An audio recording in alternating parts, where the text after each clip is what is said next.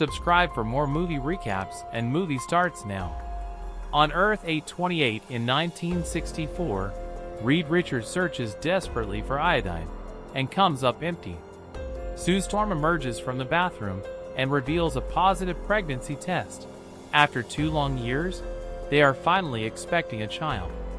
The team begins drafting protocols to account for cellular mutations and to monitor any cosmic effects. Life otherwise continues as before. The 4 astronauts remain public heroes whose lives and bodies had been altered after their encounter in space. Media coverage celebrates them as guides, protectors, and friends.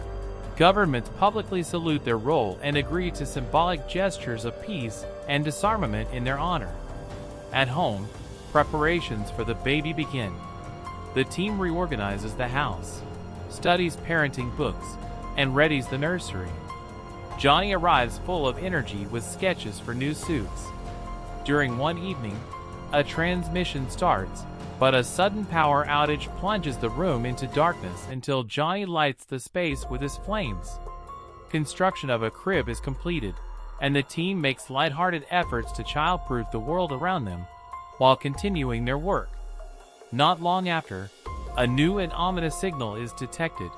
A herald announces an approaching cosmic devourer, identified by its energy signature as linked to a being known as Galactus. The threat, capable of consuming entire planets, forces the team to consider 2 grim options: travel to confront the danger at its source, or face the devourer coming to Earth. Johnny dives into old archives that night, poring over dusty recordings of ancient languages in search of meaning behind the herald's speech. Meanwhile, Reed unveils upgraded uniforms, modern, sharp, and engineered rather than theatrical. The Fantastic Four return to the public at a major broadcast.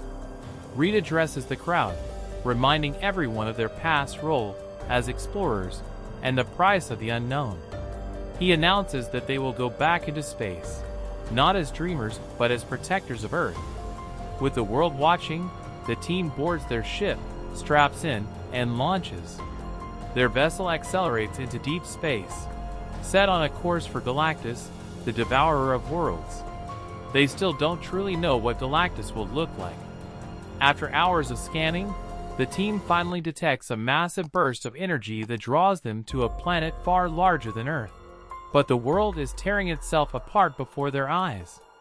Dread settles over the crew as Sue turns invisible and slips into a vast structure ahead to investigate, while the others try to stabilize the ship and gather samples. A herald warns them of the devourer. Its message and presence carry a cold, inevitable hunger. The Silver Surfer appears and, through his history, reveals that he was once mortal on another world before being bound to this eternal appetite. He speaks of the terrible bargain the devourer demands: a life in exchange for sparing a planet. The Surfer suggests that the child in Sue's womb could inherit that cursed destiny. Chaos erupts as forces clash around the threat. The team fights to protect Sue and the newborn. The Surfer tries to take the child, and the crew scrambles to counter him. In the heat of the battle, they use daring maneuvers, dropping out of faster-than-light, baiting gravity wells by drawing enemies close to stars, and relying on quick bursts of invisibility, all while working to keep the ship from being ripped apart or pulled into a deadly well.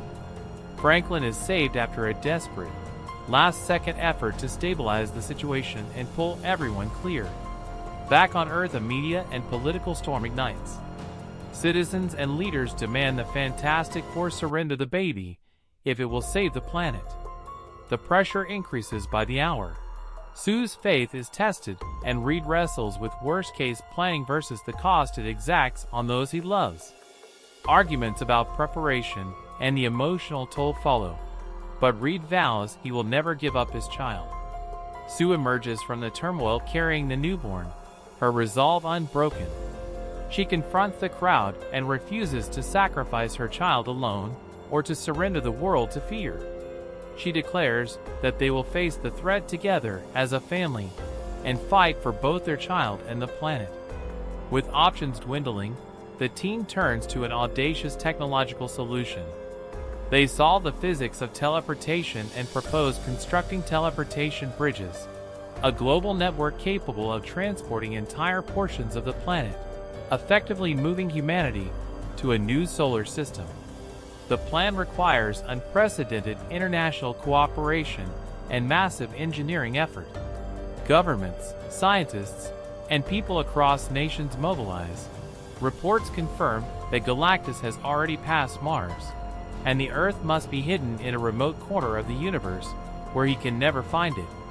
A teleportation bridge has already been built, but to power it, humanity must pool every resource possible. Energy consumption everywhere is cut to the bare minimum, with all the saved power redirected to fuel the colossal device that will push the planet across dimensions. During these preparations, Johnny finally deciphers the full meaning of Shalabel's ancient proverb. With this knowledge, he positions himself to activate his part of the plan and initiate the Earth's displacement. Just as success seems within reach, Shalabel returns and strikes at the critical connections, sabotaging momentum at the worst possible time. Her true history is revealed. Once a scientist or astronomer on her homeworld, she had bargained with Galactus to serve as his herald if he spared her planet. Her sacrifice saved nothing. Her world fell, and countless others begged in vain for mercy. Now she demands that the child, Franklin, be given to her, and that the Fantastic Four abandon their doomed Earth. But the team refuses. They choose a far more dangerous plan. Instead of fleeing with Earth, they will draw Galactus himself to a trap and cast him to the farthest edge of the universe. Without a ship, he would be stranded. The only way to lure him, however, is to use the one thing he desires most, Franklin. With heavy hearts but clear resolve, the team agrees. To protect the people, Harvey Elder, the Mole Man, takes command of an immense evacuation.